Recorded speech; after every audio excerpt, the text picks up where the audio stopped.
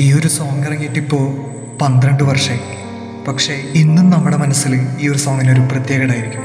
നമുക്കൊന്ന് കേട്ടോക്കെയല്ലോ. വരുമോ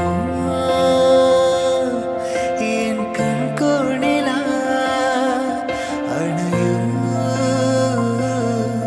നിറവാർന്നെന്നുമേ അന്നാദ്യമായി കണ്ട നാളൻ പ്രാണനായി നീ